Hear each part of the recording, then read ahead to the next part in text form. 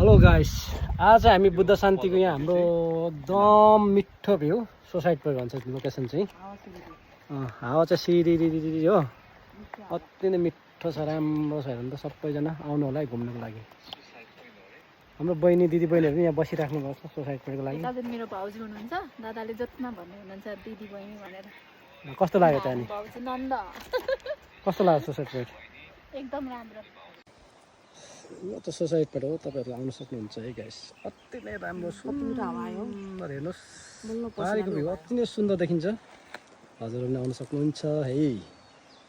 रमाइलो खोला पछि गरम मौसम तपाईँ यहाँ पछि स्विमिङ खेल्न आउनुहुन्छ दादा, गर्नु होइन? अति राम्रो माथि कन्याम सोसाइटी पोइन्ट एकजना बहिनी बसिराख्नु भएको छ पर। आउनु होला, अति नै रमाइलो छ। पारी इलाम कन्याम देखिन्छ, सुन्दर लोकेसन सोसाइटी पोइन्ट। हजुर पनि भिजिट गर्न सक्नुहुन्छ गाइस। हाम्रो भ्यू टावर पनि छ, भ्यू टावरमा तपाईँ माथि चढेर अवलोकन गरेर मनोरञ्जन लिन सक्नुहुन्छ है गाइस। हाम्रो ड्रोन भागिरहेको छ, पुऱ्याएको छ ड्रोन।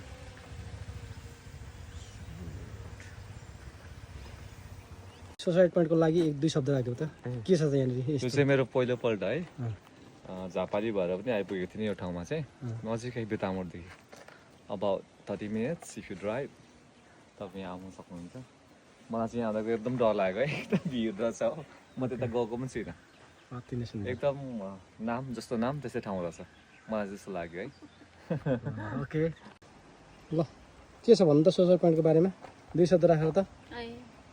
के राख्नु दादा, गर्मी एकदम धेरै भइरहेको थियो अघि चाहिँ, अहिले चाहिँ हल्का हल्का चिसो चिसो छ। मौसम कस्तो लाग्यो त यहाँको? मौसम राम्रै छ, तर भिड चाहिँ डर लाग्दो। भिड त भन्नै पर्दैन, यहाँदेखि झर्न पनि हेर्नुहोस् त भिड, देखो देखो यहाँ हेर्नुहोस् त, हेर्नुहोस् है, तपाईँहरू हेर्नु सक्नुहुन्छ।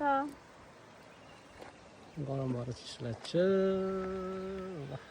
अति नै सुन्दर सोसाइटी पोइन्टको लोकेसन। हजुर पनि आउनु होला भिडियो है।